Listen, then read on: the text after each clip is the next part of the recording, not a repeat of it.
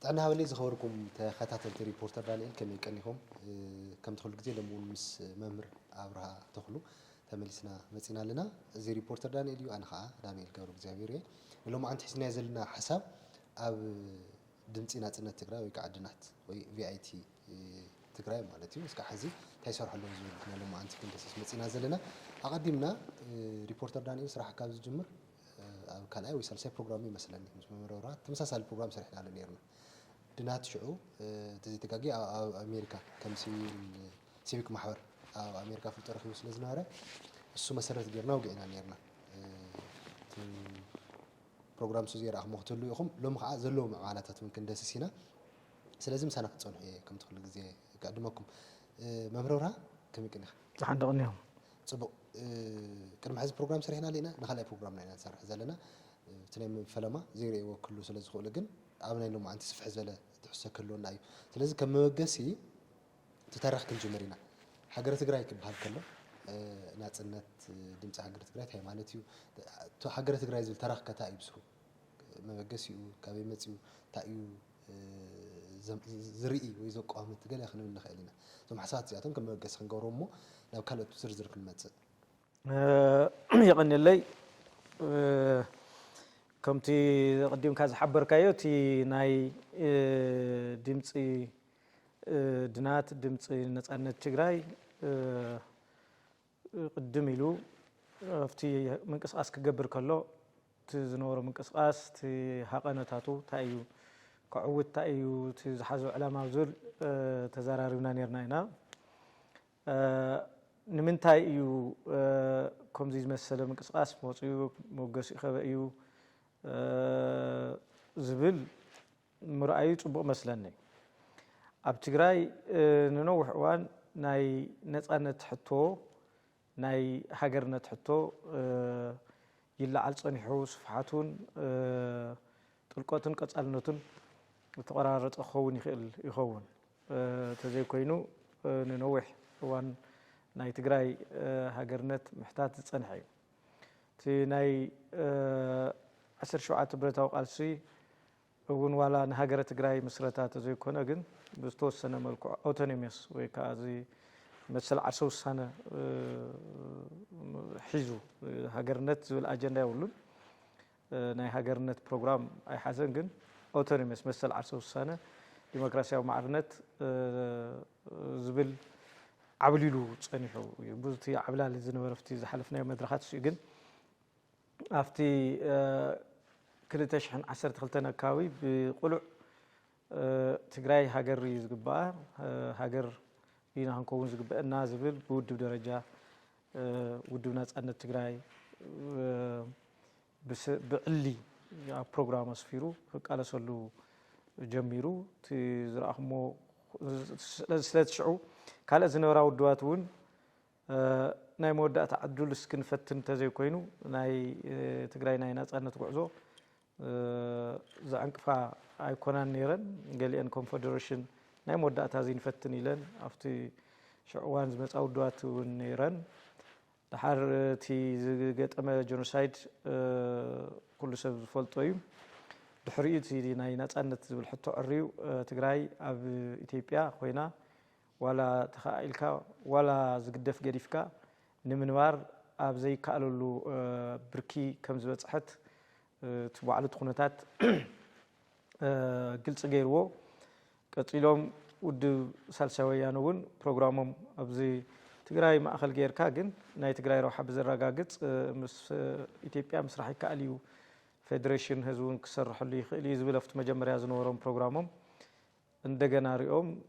ድሕሪ እዚ ትግራይ ኣብ ኢትዮጵያ መቕጻል ኣይካልን ተጸንቂቑ ተወዲኡ ኢሎም ገምጊሞም መስረታ ሃገረ ትግራይ ዝብል ኣብ ፕሮግራሙ መስፊሮም ማለት እዩ ስለዚ እቲ ናይ ትግራይ ሃገርነት ዝብል አጀንዳ ብውዱ ደረጃውን ዘለዩ ሙዚ ተታሒዙ ከዓ ሃገር ንኽትመስረት ብዙሕ ነገር ክትርኢ ስለ ዘለካ ትምንቅስቃስ እውን ሰፊሕ ክኸውን ስለ ዘሎ ነተን ኒ ሃገረ ትግራይ መስረታ ዝቃለሳ ውድዋት እውን ጽላል ክትኮነን ስለ ዝግባእ ብዙሕ ሓይል እውን ክትእክብ ስለ ዘለካ ምናልባት ኣብቲ ሃገረ ትግራይ ዝብል ተስማዕምዐን ኣብቲ ካሊእ ፕሮግራም እውን ዘይስማዕማዕ ክህሉ ስለ ዝኽእል ሰብ ግን ታ ሃገረ ትግራይ ትብል ፕሮግራም ሁሉ ብዙሕ ሰብ ስለ ተስማዕምዕ እዚ ምንቅስቃስ እዚ ከዓ ተጀሚሩ ማለት እዩ ስለዚ እቲ ምንቅስቃስ እዚ ልዕሊ ዝኾነ ፖለቲካዊ ውዳበ እዩ ማለት ልዕሊ ክብለካ ከለኹ ብአይዲዮሎጂን ብናይ ፀበብቲ ናይ ፕሮግራም መፈላለያትን ዝዕገት ዘይኮነስ ስርሑ ሓደን ሃገረ ትግራይ ንምግሃድ ሰፊሕ ማሕበረሰባዊ ምንቅስቃስ ብምውላዕ ብዓለም ለኸ ደረጃ ኢሉ እውን ናብ ውሽጢ ዓዲ ብዘቋሙት መንገዲ ንምውላዕን ነቶም ንሃገረ ትግራይ ዝሰርሑ ውድባት እውን ክኾኑ ይኽእሉ ካልኦት ኣካላት እውን ክኾኑ ይኽእሉ ተደማሪ ጉልበትን ሓይልን ንምፍጣር ተጣየሸ ትካል እዩ ማለት እዩ ስለዚ ፖለቲካ ማለት ብሕጊ ናይ ኣሜሪካ ኣፍልጦ ረኺቡ ኣሜሪካ ምንቅስቃስ ጀመረ ሕዚ እውን ኣብ ለንደን እውን ቀፂሉ ኣብ እንግሊዝ ዓዲ እንግሊዝ ማለት እዩ ኣፍልጦ ረኺቡ ምንቅስቃስ ዘሎ ኣብ ትግራይ እውን ኣፍልጦ ረኺቡ ኩሉ ናይ ካብ ቢሮ ፍትሒ ክርከብ ዝኽእል ናይ ፍቃድ ምንቅስቃስ ስርሑ ወዲኡ ኣብ ትግራይ ሕዚ ኣብ ትግራይ እውን ኣብ ቀረባ እዋን ክእውጅ እዩ ኣብ ትግራይ ዝገብሮ ኣዋጅ ንእሽተይ ፀኒሕሉ ዘሎ ምክንያት እቶም መብዛሕትኦም ናይ ድምፂ ነፃነት ትግራይ ዶክሜንትስ እቶም መቃለሲ ዶክሜንትታት ዕላምኡ ራእዩ እዚኦም ኩሎም ብእንግሊዝኛ ተፃሓፉ ስለ ዝኾኑ ትግራይ ከዓ ናብ ትግርኛ ክትርጎሙ ስለ ዘለዎም ዓበይቲ ናይ ቋንቋ ክኢላታት ሰብቶም ሓላፍነት ወሲዶም እቲ ዶክሜንትታት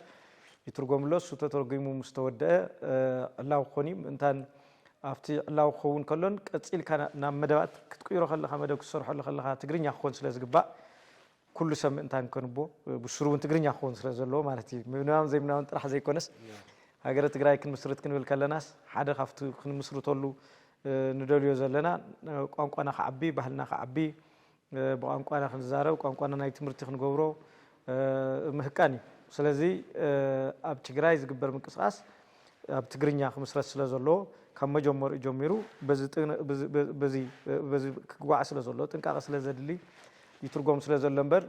እቲ ምንቅስቃስ ድሮኳ ኣብ ኣሜሪካ ኣብ እንግሊዝ ኣብ ትግራይ እውን ኣፍልጦ ረኺቡ ይንቀሳቀስ ከም ዘሎ ስለዚ ብቐንድነቱ እዚ ምንቅስቃስ ንነፃነት ትግራይ ዕላምኡ ግልፅን እዩ ሓደ ትግራይ ናይ ፖሊሲ ነፃነት ክትረክብ ናይ ፖሊሲ ነፃነት ኣብ ኢኮኖሚ ናይ ፖሊሲ ነፃነት ኣብ ፖለቲካዊ ውሳነ ናይ ፖሊሲ ነፃነት ባህላ ኣብ ምዕቃብ ቋንቋ ኣብ ምዕቃብ ታሪኽ ኣብ ምዕቃብ ናይ ፖሊሲ ነፃነት ክህልዋ ክትዓቢ ክትለምዕ እዚ ትባህጋ ማለት እዩ ምክንያቱም ምስ ኢትዮጵያ ኮይና ነዊሕ ግዜ ንምጓዓዝ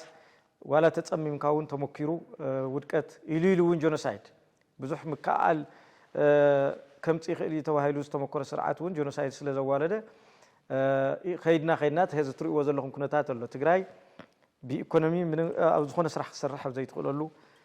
ፖለቲካዊ ተሳትፎኣ ተገዲቡ ኩሉ ነገራ ተሸቑሪራን ተኸርሚያን ክትነብር ዘኽእል ፖለቲካዊ ሃዋህው ኣብ ኢትዮጵያ ኣሎ ዝሃዋህው እዚ ብወቅቲ ጥራሕ ብግዜ ጥራሕ ዝበል ዘይኮነስ ሱር ሰደደ መዋቅራዊ ፀገም ዘለዎ ስለ ዝኾነ ትግራይ ከዓ እዚ ኣትያ ክትማስንን ክትጠፍእን ስለ ዘይግባእ ንናይ ትግራይ ታሪኽ ንናይ ትግራይ ነዊሕ ታሪኻ ናይ ስልጣነ ታሪኻ ስለ ዘይምጥን ዓዲ ክትከውን ኣለዋ ዓዲ ክትከውን ክንብል ከለና ከዓ እቶም ዝለካ ዘለኹ ባህግታት ንምዕዋት እዩ ካሊእ ምንም ክሳይብሉና ዓዲስ ሃገር ክትከውንስ ናይ ምውሳን ተኽእሎኻ ዝለዓለ ክኸውን ባህግታትካን ድልየታትካን ተፈፅመሉ ፖሊሲ ኣብ ኢድካ ክኾኑ ብኦቢልካ ከዓ ዝለዓለ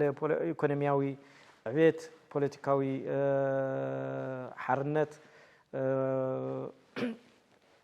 ባህልኻ ከዓቢ ቋንቋኻ ከዓቢ ከም ህዝቢ መንነትካ ዓቂብካ ክትነብር ክትከይድ ካብ ምብሃግ ዝብገስ እዩ እቲ ጥቕሉል ዕላምኡ ክትሪኦ ከለካ እዚ እዩ ማለት እዩ ብሓፂሩ ፅቡቕ ሞ ኣፍተን ናይ ቪአይቲ ዝገበረን ኣብ ዩቱብ ንምርኣይ ሞኪረ ነይረ ዝተፈላለዩ ዲስከሽናት ኣለዉ ሓንቲ ንኣብነት መምህር ሙሉወርቅ ዘቕረቡ ሓንቲ ሓሳብ ነይራ ማለት ሕዚ ሓደ ሃገርነት ትግራይ ዝብል ተረኽ ኣሎ ካልኣይ ነዚ ዝደፍእን زسح من مخناتات كم زلوا يجلسوا مالتنا أمنت نحن طرح يكون نحز هاجر وكعنات سنة نولزلنا بيتيبيا ونكيدو يكون بحالنا كيدو ناتفال كف معلوم راح زي كله يخليه زول حدا زل ألوان قبل مالتي ما فتحس خاطر زلها ترخ هاجر تجري زول تمز قلت كيومن كانت متوسخة كأب سمعت يكون سام مخنياتن كتاريخ كقطوة كدبلوماسي القصالي تجري نز تجري نكرحوا زخيل كنفطرون خل تصلوا أبناء دحنتن كالوتن كم زول خينو قل دفعت مخنياتات من على ناول اللي رفض كتم دفعت مخنياتات قاعد حدا عبيتي سوى سلطانات الأتيب أخي ترى في حزي كيدو ناول قلنا ناول اللي رمو مسو حبسنا خنري إذا دالي سلزي هاجر تجري ندحر دا كجهر تخينو كسرعة خازق بوم حدا أو يقول فن دبلوماسي مخاني يقلت نير كم يخسر حزقين مستزول كاي مستزل على الكايات حتى من تانا زاميد كون كرة متى يخسر خميجير إيته هاجر تجري نمسلات سي تم قصاصات خميجير إذا عمهم زلوا كم يتوديو زلوا دمتي ناس أن تجري مرأي تبغى مثلاً دمتي ناس أن تجري زسر حلم شو عتزغونو بتعمي وسنت زبهالو نتفتات عمامات أنا تصيروا له تحدنا مجمريان تأيو حقاوي كونتات زدهسس زفتش تجراي سلامة وزخونة من قدي الناس أنها ترجع تصلوا هاجر تخونوا قدات حقاوي كونتات زفتش ديبارتمنت عبيرلو ناي مصنعاتي ما أخل معناتهم legal foundation and research as well as analysis زكايد معناتهم زي international حقي تاي يمثلنا إثيوبيا حقتات كنت أيوم أب شبوت مصنعات استمسرته نتي تقعز لو قعزو سقيلو بدنا نفس زي كونس مس حقن مس حقاونتن تأساسيرو مصنعاتن مرمرن زقبر نزي زدقو سرحتون سرح هذا أبي ديبارتمنت له دنات نافت زول كان ناوخ متأكد اللي قصيلو ناي تجري قطعة وخناتات إقتصادية وخناتات زتنا زسرح زري الله زي دروكاس أبز حلفة دكتور معوذ حدش أقريوه في economic feasibility and planning نولو مالتي دكتور معوذ حدش أو زي ملكيتو زحلفة بس بالراحة شو قروري أقوم عميق زرزر زخونة متنعتي يقريو كند علامو تجراي عدي تجبر تحسب كلها قد تفوز مت ناي قطوة قداي ناي إقتصادي قداي عدنا مخان زخولنا قطوة وتخولتاتنا أنت أيوم هفتاتنا أنت أيوم زبليم زي عبي ديبارتمنت سلازي تي ناي دكتور معوذ حدش أبز حلفة زرعهم زرعنا يوم حدا سلازي زي كاري ديبارتمنت أب دمتي نتأنى تجري زسرو حلو زول ديبارتمنت مالتي كاو قصيلو تي geopolitical كونتات زتنا مالتي زي كا geopolitical landscape analysis and historical narration تي هزوم صحيو تي ناي تجري تاريخ ناي تجري بحلي إني دكتور ممرون ورق زقرو تجاز أو كاسا زقرولو وريخاية تخونيها وزي حدا أفتي ديبارتمنت زي سرحي سفحت سرح له دروكاس بزحت صحفاتن مصنعتاتن يقروا له مالتيو زيتي سالساي عود امام نايتي من قسقاس يزخون زلو مالتيو كاو قصيلو نزوم سرحت زيوم نتم بهقتاتن توم سرحتن نمغواح إلون ناي حزبي موبلايزيشن كمي ناي حزب من قسقاس كمي تنقسقس كمي تفتر زول كا ميديا استراتيجيك كوميونيكيشن اند بابليك ريليشنز بحال عبي ديبارتمنت ونو لوزي قصال سرحتي ناصر حز خيديو هزنو قعل زلنا حدا اكل ناي يخون زغل مالتيو نايتي ود منقسقاس نايت ودابه منقسقاس بب غزيو حزبي زحلف زسرص زقلص زي راعي عود عمامو وكا ديبارتمنت تي نايت منقسقاس مالتي كاو قصيلو بقطاون مس زلعلكايا هاجر كتحسب كلها بدهو بطعم بزح تጻውኦታቱ بطعم بزحات እዮም ካብ ውሽጥና እውን ክጅምር ይኽእል ምክንያቱ ሃገር ትግራይ የልን ኢሉ ንባዕሉ ኢትዮጵያው ገይሩ ነውሱ ዘዋሃደ ሓይሊ ናይ ትግራይ ሃገርነት ዘይቅበል እዩ ስለዚ አውዚውን ምርድዳእን ምክትዓን ክትገብር ኢኻ ማለት እዩ መወዳእቱ ዋላ ብናይ ህዝቢ ድምፂ ብሪፈረንደም ፍትሓውን ግልጽን ብዝኾነ ሪፈረንደም ዝውሰን ተኾነ ግን ብኡኢና ንውስኖ ስኢልና ንእቶ ኣይትውልን ክትከራኸርካ ክትካታዕኻ ትግራይ ምስ ኢትዮጵያ ኣየዋፃን ትግራይ ዓዲ ብምዃን ይዘዋፃ ዝብል ካብ ውሽጥና ጀሚሩ ደገ ናይ ደገ ሓይልታት እውን ምናልባት ኢትዮጵያ ከም ዘላቱ ቅፅል ዝደልዩ ናይ ትግራይ ሃገር ምዃን ዘይቕበል ሓይልታት እውን ኩሉ እዮም ማለት እዩ መገሲኦም ዘይገድስ ከካብ ናይ ባዕሎም ፖለቲካዊ ረብሓን ቁጠባዊ ረብሓን ካልኦት እውን እናተወገሱ ነዚ ናይ ትግራይ ሃገርነት ብሕቶ ምልክት ዘቐምጡ ኢሎምን ዝቃወሙ ኩሉ ይኽእሉ ነዚ ዝሰርሕ ዓብይ ዲፓርትመንት እውን ኣለዎ ማለት እዩ እዚ ዲፕሎማሲ ኤንድ ኣድቮኬሲ ዝበሃል ማለት እዩ ኣብዚ ድሮ እኳ ብዙሓት ስራሕቲ ተሰሪሖም ኣለዉ ማለት እዩ ኣብዚ መልኪቱ ክስራሕ ዘለዎም ስራሕትታት ብሕቶ ዘለዓልካያ ብቐንዲ ነታ ሕቶኻ ሰፋሕቲ ስራሕቲ ይስርሑ ኣለዉ ኣብዚ ዓበይቲ ክኢላታት ኣብ ናይ ዲፕሎማሲ ጸንሒቶም ብዙሕ ስራሕ ዝሰርሑ ናይ ዲፕሎማሲ ተመክሮ ዘለዎም ኣካላት እዮም ኣብዚ ጉጅለ እዚ ተወዲቦም ኣብዚ ዲፓርትመንት እዚ ተወዲቦም ዘለዉ ማለት እዩ ልምዲ ዘለዎም ናይ ዓለም ናይ ፖለቲካል ኦርደር ትሬንድ ክርድኡ ዝኽእሉ ዲፕሎማሲ ከመይ ክስራሕ ከም ዘለዎ ኣበይ ተጀመርካ ብመን ተጀመርካ ናይ ትግራይ ሃገርነት ስልካ ብኩሉ ኣይትጅምርን ከመይ ዘላ ዓድና ኣና ቅበላና ይኽእላ ዝብል ምስቲ ዝበፅሐና ጀኖሳይድ እውን ኣተሓሒዞም ኩሎም እናተኣሳሰሩ ምስቲ ናይ ሕግን ናይ መፅናዕትን ሕግን መፅናዕትን ዝበልኩ እናተኣሳሰሩ ዝሰርሑ ዲፓርትመንት ኣብዚ ከዓ ዓበይቲ ክኢላታት ኣለዎ ማለት እዩ ድሮ እኳ ብዙሕ ስራሕ ይሰርሑ ኣለዉ ካሊእ እዚ ምስ ባህልን ስነልቦናን ተተሓዘ ናይ ባህሊ ክብለካ ከለኹ እቲ ካልቸር ብምልኡ ካብኡ እውን ስነልቦና ማለት እዚ ሶሾ ካልቸር ናይ ሳይኮሎጂካል ናይ ትግራይ ዘፅንዕ ወይ ምስዚ ተተሓይዙ ዝስርሑ ስራሕቲ ሰፋሕቲ ስራሕቲ እውን ዝሓዘ ዲፓርትመንት ኣሎ እዚ ታስክ ፎርስ ኦን ሳይኮሶሻል ኤንድ ካልቸራል ዝበሃል ማለት እዩ ስለዚ እዚ እውን ዓበይቲ ክኢላታት ኣለዎ ማለት እዩ ናይ ራብዓይ እቲ ሓደ ሃገር ክንከውን እውን ዕሪ ዝደፍአ ከምቲ አንተ ዝበልካዮ ኪዱ ውፅልና ዝብል ሞድሓን ንግደፎ ግን ብስሩ ብዘረባ ጥራሕ ዘይኮነስ ዓድና ምን ንብላ ክንብረላ ኢና ኢልና ብዙሕ መስዋዕቲ ዝኸፈለላ ትግራዋይ ልዕሊ መጠኑ እናተሰውአ ነቲ ህዝቢ ደረጃ በፅሕዎ ዘሎ ናይ ጂኦግራፊ ሽምረራን ናይ ህዝቢ ዋሕድን ዝዳረጎ መስዋዕቲ ዋላ ከፍ ኢሉ እውን ኣብዚ ዓዲ እዚኣ ክእመን ኣይከኣለን ዘሎ ማለት እዩ ምእማኑ ጥራሕ ዘይኮነስ ጀኖሳይድ እውን ኣብ ልዕሊኡ ተፈፂሙሉ ስለዚ እውን ሓደ ዓብይ ዲፓርትመንት ታስክ ፎርስስ ኦን ጀኖሳይድ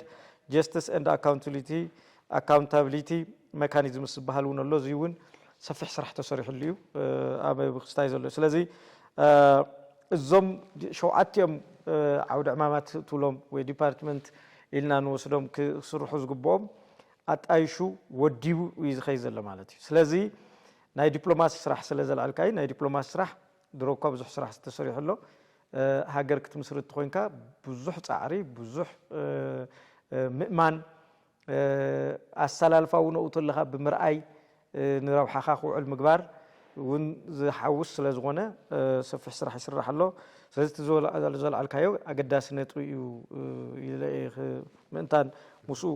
ሙሉእ ዝኾነ ስእሊ ክህልዎም ሰማዕትና ተሓሒዘ ዘልዕሎም ዘለኹ ቶም ነጥብታት ማለት እዩ ኣብዚ እንታይ እዩ ዝለዓል ሕዚ ትግራይ ምስ ዘለቶ ጭቡጥ ፀገም እስካዕ ሽዑ ትፀንሕ ድያ ዝብል ዝኸፈት ዘለዎም ተጋሩ ይሰኣል ናይ ግዛውነት ጉዳይ ሕዚ ትግራይ ሲ ኣጋጢሙና ዘሎ ፀገም ናይ ውሽጣዊ ሓድነትና እቲ ናይ ፖለቲካ መሪሕነት እውን ኣጋጢምዎ ዘሎ ዘይምንባብ ዘይምርዳእ ኣብ ዝተፈላለዩ ናይ ኢንተረስት ሒዝካ ነንባዕልትኻ ምጉናፅ ረብሓ ናይቲ ዓዲ ዘይውሕስሉ ኩነታት ንርኢ ኣለና እሞ ሕዚ ድናት ክኾን ይኽእል እዩ ካልእ ዝኾነ ይኹን ሲቪክ ማሕበር ክኾን ይኽእል እዩ ውዳበ ትኩረት ክገብሮ ዝግብኦ ድሕሪ ሃለዋት ህዝቢ ትግራይ ክኸውን ዝኽእል ቅድሚያስ ሃለዋት ህዝቢ ትግራይ ኣይኮነን ድዩ ባህጊ ሃገርነት ድዩ ንውሓት ህዝቢ ትግራይ ኢሚድየት ጽቡቕ ክልተ መሰረታዊ ነገር ይኸኣል ኢልካ እቲ ሓደ ህዝቢ ትግራይ ሲ ኣብ ውሽጡስ ፀገም ገጢምዎ ኣሎ ስለዚ ፀገም እዚ ብስሩ ድዩ ክስገር ዝግብኦ መጀመርያ ዝብል ካብኡ ሃለዋታዊ ተረጋገፀት ትግራይ እዩ ክለዓል ዝግብኦ ዝሕቶ እዚ መጀመርያ ናይ ህልውና ሕቶ ደይኮናና ክንረጋግፅ ዘለና ዝብሉ ኣካላት ኣለዉ ይኽእልካ ብጣዕሚ መሰረታዊ ነገር እዩ መጀመርያ በቲ ፀገም ክመፅእ ኣብ ትግራይ ሕዚ ናይ ፖለቲካ ፀገም ኣሎ ልክዕ ናይ ቁጠባ ፀገም ኣሎ ማሕበራዊ ፀገማት እውን ኣለዉ እዚ ትሪኦ ስለ ዝኾነ ስኢልካ ሸለልካ የተሓልፍ ነገር ኣይኮነን እዚ ፀገም እዚ ግን ብልክዑ ክቕመጥ ክኽእል ኣለዎ ብርግፅ ከምዚ ዓይነት ፀገም ክዳጋገም ዶ ነይሩ ርእሲ ትግራይ ኣይግብኦን ነይሩ ግን ከምዚ ዓይነት ፀገማት እናሰገረት እያ መፅያ ትግራይ ዝብል ብደንቢ ክስመረሉ ዘለዎ ይመስለኒ ድሕሪ ሕልፈት ንጉሰ ነገስት ሃፀይ ዮሃንስ ትግራይ ትርጉም ናብ ዘይብሉ ደረጃ እያ ወሪዳ ተበቲና ክትብላ ትኽእል ኢኻ ተበቲና ጥራሕ ኣይኮነትን ትግራይ ብቋንቋኡ ክዛረበላ ዘይኽእል ህዝቢ ትምህርቲ እውን ካብዚ መለሻ ኣኽለካ ተባሂሉ ዝተበየነላ ሓንቲ ጥር ትብል ትካል ዘይነበረታ ናይ ሕርጭ ፋብሪካ ጥራሕ ብኣብነት ዝለዓለላ ትግራይ ከም ዝነበረት ክርስሳዕ ዘለዎ ይመስለንን ካብኡ እንደገና ዳግመ ውዳዋ ተገይሩ ትግራይ ከዓ ኣብ ናይ ኢትዮጵያ ፖለቲካ ዋላ እኳ ውፅኢቱ ፅቡቕ ይኹን ታራ ክህልዋ ብዝለዓለ ተሳትፎ እውን ዝኾነ ቅዲ ናይ ስርዓት ቅዲ ክፀድቕ ናብ ትገብረሉ ደረጃ ከም ዝደየበት ኢና ንርዳእ ሕዚ ከዓ ብሰንኪ ድኽመትና ከምቲ ኣብቲ ዘበነ ሃፀይ ዮሃንስ ዝገጠመና ድኹም መሪሕነት ርሒቑ ክርኢ ብዘይምኽኣሎም ናይ ሽዋ ኣጀንዳ ስለ ዝኣተወሱ እውን ኢትዮጵያ ትበሃል ዓዲ ከቃውምትን ክርእን ዝተበተኖ ዝወደቆ ከምኡ ዓይነት ኩነታት ከዓ ገጢሙና ህዝቢ ማለት እዩ ትግራይ ማእኸል ዘይገበረ ናይ ኢትዮጵያ ዘይተኣደነ ሕቶታት እሞ ከዓ ዘይቕበልዎ ክንምልስ ዲሕናልና እንደገና ውተለና ከዓ ፀገም እውን እናፈጠርና ህዝቢ ትግራይ ፅልኢ ክወልድ ዝኽእል ፖለቲካዊ ንጥፈታት እውን እናወሰኽና ናብዚ ደረጃ እዚ መፂና ኣለና ማለት እዩ ከም ከማይ ሕዚ ዘለናዮ ኩነታት ካብቲ ሕልፈት ሃፀይ ዮሃንስ ዝነበሩሉ ኩነታት ዝሓሸና ኢና ኢለ እየ ዝኣምን እዚ መከራኸሪ ክኸውን ይኽእል እዩ ተናእሰ ሕዚ እቲ ኩነታት ብዝግባእ ንርድአሉ ዓብይልና ተዛሪብና እውን ንስምዐሉ ብዙሕ ዝተምሃረ ሰብ እንድሕር ተወዲቡ እንድሕር ናብ ሓደ መፅኡ ጠጠው ኢሉ ምሕሳብ ተጀሚሩ ስኽን እንተኢሉ ብዙሕ ተኣምር ከምፅእ ዝኽእል ሓይሊ ሰብ እዩ ዘለዎ ህዝቢ ትግራይ ማለት እዩ እዚ ተዘይተጠቂምካሉ ጉድኣት እውን ክኸውን ይኽእል እዩ ሓደጋ እውን ክኸውን ይኽእል እዩ ግን ተጠቂምካሉ ዘለዎ ናይ ምፍፃም ዓቕምን ናይ ምግባር ተኽእሉን ዝለዓለ ስለ ዝኾነ እቶም ፀጋታትና ብምልኦም ምርኣይ ኣገዳሲ ይመስለና ሓደ ኣብነት ድናት እዩ ድምፂ ነፃነት ትግራይ ሓደ ኣብነት እዩ ተን ካልኦት ውድባት ካልኦት ኣብነታት እየን ትግራይ ናበይ ክትከይድ ከም ዘለዋ ወዲቓ ከም ዘይትተርፍ ትፀገም ክትሳገሮ ከም ትኽእል ዘመላኽቱ እዮም እዚኣቶም ስለዚ ነቲ ፀገም ዕሪና ግዚፍና ክንሪኦ ዘለና ኣይመስለንን ኣፈላላይ ኣሎ ተፈላላይ እሱ ብዝተኸኣለ መጠን ክፀብብ ክፍታሕ ክግበር ክኽእል ኣለዎ ከይዱ ግን ትግራይ ክትህሉ ስለ ዘለዋ ንናይ ትግራይ ህልውና ጠጠው ዝበለ ሓይሊ ትግራይ ከድሕና እዩ ብኡ እየ ዝኣምን ስለዚ ዕሪና ንትግራይ ካልእ ከይትሓስብ ጥራሕ ኣብ ፀገም ኣብቶም ዘኒው ጥራሕ ተሸኺልና ትፀገም እናዋሓጠና ብዘኽይድ ፓራዲም ክንከዶ ዘለና ኣይመስለንን ካውዚ ውፅኢልና ክንሪኦ ዘለና ይመስለኒ ሓደ ካውዚ ውፅኢልና ክንሪኦ ዘግብር ከኣቲ ውዳበ እዩ ተዘሎ ፀገም ክሰግሮ ተኮይና ትግራይ ጽባሕ ብሩህ ተስፋ ዘርኢ ነቲ ዝሓለፈቶ ፀገማትን ተህዝንያቶ ፀገማትን ከሳግርን ከዝልቕን ዝኽእል ፖለቲካዊ መማረፅን ናይ ሓሳብ መማረፅን ምምፃእ እምበር ኣፍቱ ዘሎ ፀገም ጥራሕ ተሸኺልካ እቲ ፀገም ክትፈትሖ ኣይትኽእልን ስለዚ እንታይ ዝብል ዘለኹ ተለኹ ነቲ ሕዚ ገጢምና ዘሎ ፀገም ከሳግሩ ካብ ዝኽእሉ ሓደ ትግራይ ናበይ ክትጓዓዝ ከም ዘለዋ ተኸፍሎ መስዋዕትን ተሓልፎ ፀገማትን ትፃወሮ ቡድሆታትን ንምንታይ ምዃኑ ክርኢ ዝኽእል ባና ክተርእየለ ኣለካ ስለዚ ንኡ ዝሕግዝ ካብቲ ህዝ ዘለናዮ ፀገም ዘውፅእ ዘሰጋግር ሓደ መሳርሒ እዩ ብዝብል እየ ዝሪኦ ኣነ ማለት እዩ ሶ ንህልውና ትግራይ ንምርግጋፅ ዓብዪ ዕማም እየ ዝብል ሓደ ወሳኒ ነገር እዩ ዝብሎ እዚ ትግራይ ንጹር መንገዲ ሃልይዋ ጉልበታስ ሰብኣዊ ጉልበታ ንዋታዊ ጉልበታ ኣበይ ክትውዕሎ ከም ዘለዋ ዘርኢ ውዳበን ኣወዳድባን መሪሕነትን የድሊ እዚ እዩ ካብቲ ክራይሲስ ዝውፅእ ስለዚ ንትሕቶኻ ብቐጥታ ህዝስ ድሕሪ ህልውና ትግራይ ንዝበልካዮ እዚ ስራሕ እዚ ህልውና ትግራይ ከረጋገፅ ካብ ዝኽእል ቁልፊ ነጥብታት እዮም ትግራይ ህዚ ተፀጊማትሉ ዘላ ናበይ ከም ትኸይድ ብዝግባእ ትብዓት ሒዙ ክመርሓ ዝኽእል ውዳበ ዘይምህላው እዩ ንጹር ዝኾነ ማለት እዩ ሕዚ ትግራይ ምስ ኢትዮጵያ ድያ ክትቅፅል ከም ዘይትኽእል ኩነታት ተርእዩና ኣሎ ቀውስ እናፈጠረ ይኸይድ ኣሎ ትግራይ ዓዲ ክትከውን ኣለዋ እዚ እቲ ናይ መወዳእታ መማርፃ እዚ ክገብሩ ዝኽእሉ ውዳበታት እዚ ክገብሩ ዝኽእሉ ፖለቲካዊ ውዳበታት ክኾኑ ይኽእሉ ዘይ ፖለቲካውያን ውዳበታት ከም ድናት ክመፁ ኣለዎ ስለዚ ካብቲ ቀውሲ ዘውፅእ እዩ እየ ዝብለካ ዘለኹ እዚ ባዕሉስ ኣብኡ ተሎ ናይ ትግራይ ሓይልታት ክውድብ ዝኽእል እዩ እየ ዝብለካ ዘለኹ ነተን ናይ ትግራይ ነፃነት ንምርግጋፅ ብዙሕ ፀገም ኮይነን ዝቃለሳ ዘለዋ ውድባት ፅላል ክኸውን ዝኽእል ጉልበት ክኸውን ዝኽእል ሰፊሕ ስራሕ ክዓመለንን ክሕግዘንን ዝኽእል እዩ ሶ ካብቲ ክራይሲስ ካብቲ ፀገም ዘውፅእ እዩ ሓይሊ ዝውድብ እዩ ከምኡ እዩ ዘመላኽት ካብ ዝጅመር ክሻብ ህዝቲ ድምፂ ነፃነት ትግራይ ክጅመር ከሎ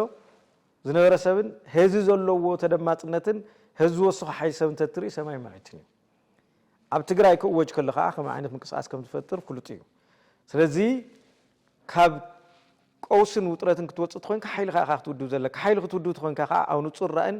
ዕላማን ክኸውን ኣለዎ ኣብ ዘይተነፀረ ዕላማ ኣብቲ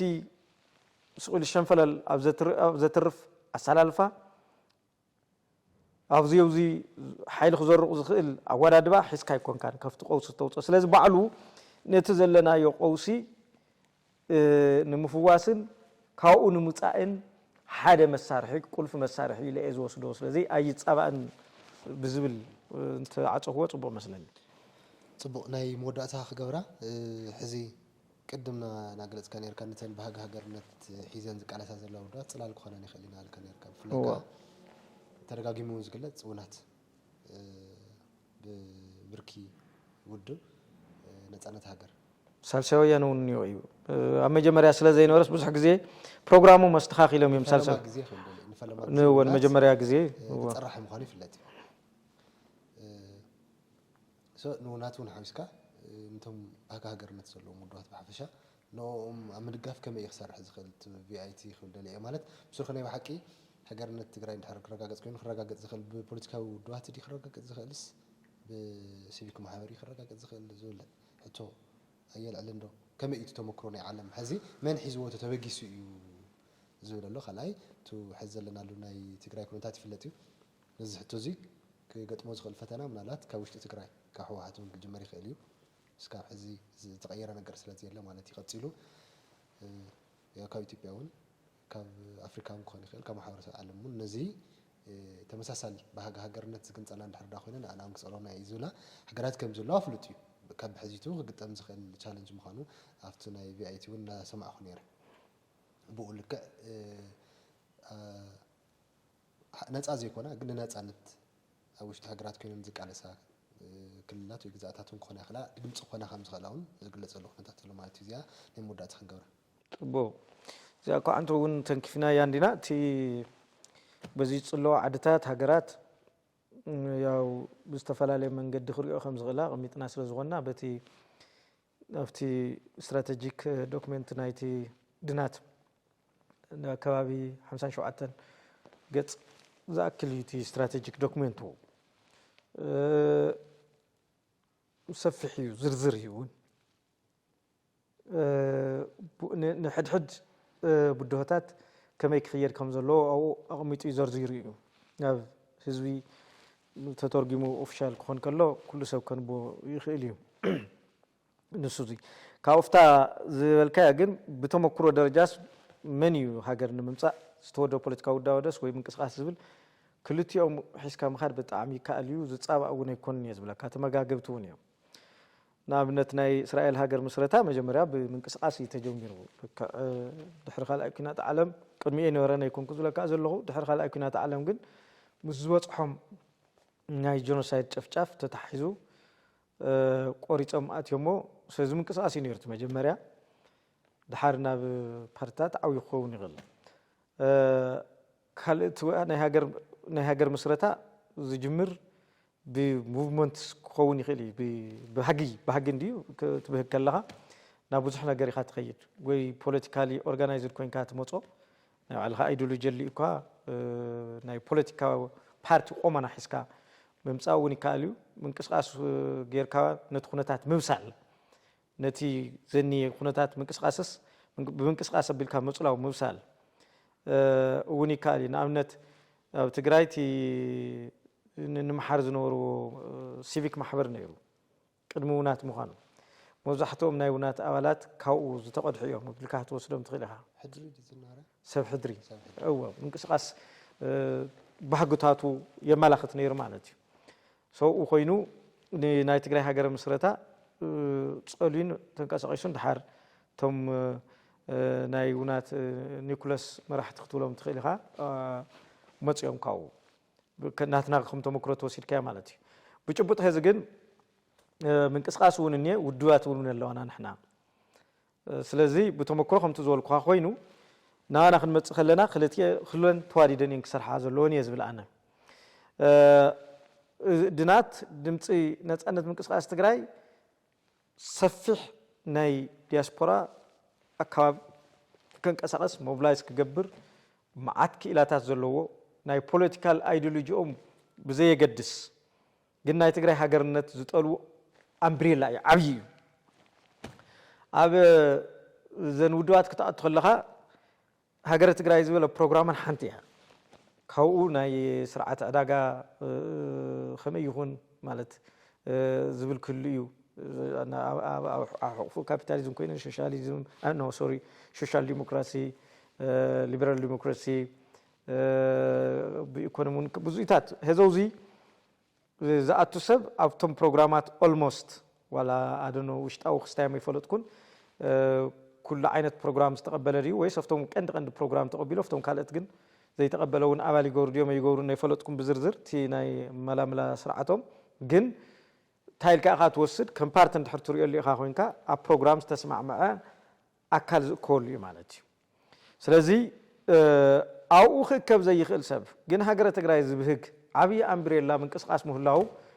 أنا تجمع له أيفلن صوتن ودوات توانا عماما بدهي سرحانون مثلا هاجر تجري ناس أنا هاجر تجري من رجع سلزغونه